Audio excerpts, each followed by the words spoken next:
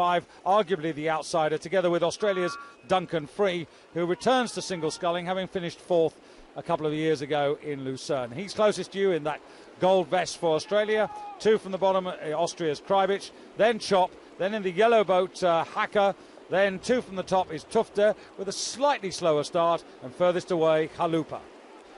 Got 5 of the 2002 World Championship final here again. Only Duncan Free is added to the mix instead of Lipitz.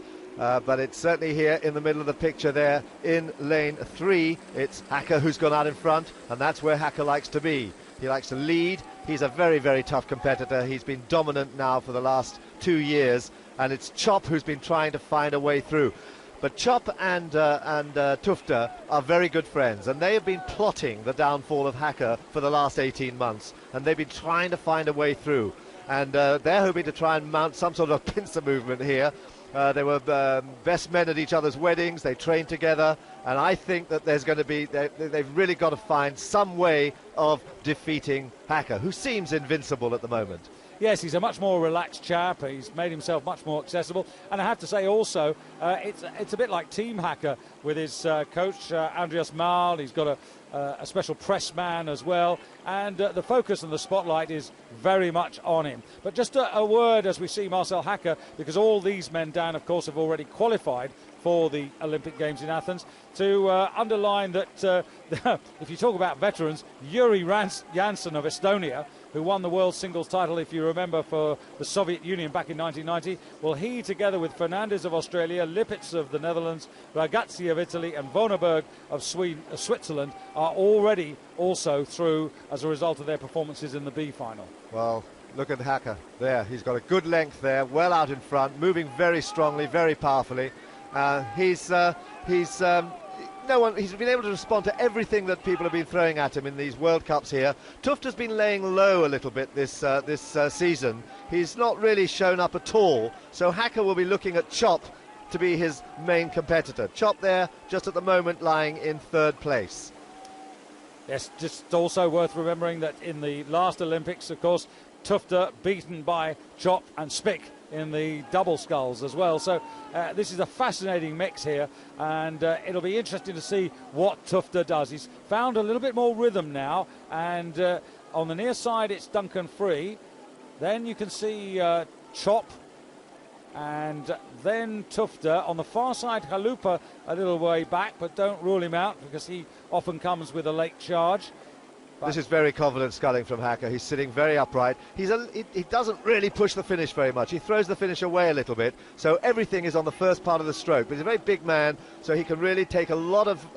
he takes a long stroke without having to compress too much. Whereas Chalupa here, you see, much smaller guy. He's really got to compress everything to get the length and the power through the water. Chalupa in the far side there, sits very upright there, drives his legs, but here he is being really hard pressed by the top scullers around him. Half distance now, and it's Hacker with virtually a length over Tufte, who's in 2nd place. Chop moving smoothly in 3rd, then Free and Chalupa together, and Krajbic, I'm afraid, languishing at the moment at the back of the field and looking set to occupy the same position he earned last year. But can anyone take this away from Hacker? I'll tell you what would be interesting. Look at Tufte come. This is a very good performance for Tufte. He's been up here now tracking Hacker, which he hasn't been doing at all in the World Cup races. And it's actually Tufte who is taking up the challenge, not Chop. But Chop is still there in the picture as well. They are both pushing Hacker. Hacker doesn't know where it's coming from, but he's certainly under pressure. Well, this is very disconcerting, isn't it, when you have to look a little right there, look a little right again. Now, is he going to look at Chop on his left there? He probably will in a moment. And it just distracts you, doesn't it? It just breaks the concentration. Well, he knows he's being hard pressed by both of these guys. But it is interesting how the last part of his stroke is not powerful. He doesn't really send the finish of the stroke as effectively as I would expect there. Now, he had a length down. He's only got half. Yeah, and it's they're both of them. Chop there on the near side to us. Above us in lane 2, there's Tufte. He's pushing him hard.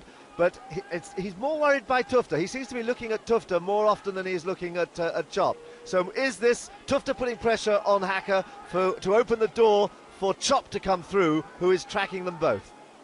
Well, it's a fascinating trio here, and the pincer movement you highlighted or suggested early on, we're now into that, and Hacker is getting caught now because it's now down to a quarter of a length. Tufter close to him, but Chop still got the best part of 3/4 of a length to be on equal terms with Marcel Hacker. And the others, well, frankly, they are having a race of their own for ranking positions. But it is Marcel Hacker now with Tufter coming very strongly on the far side there. And this is where he looks worried again. And you can see Chop now in the foreground coming. This is where Chop is putting in his effort, Dan. This is where Chop has got to try and break Hacker. He's going to but they're all now up at around 38 strokes a minute.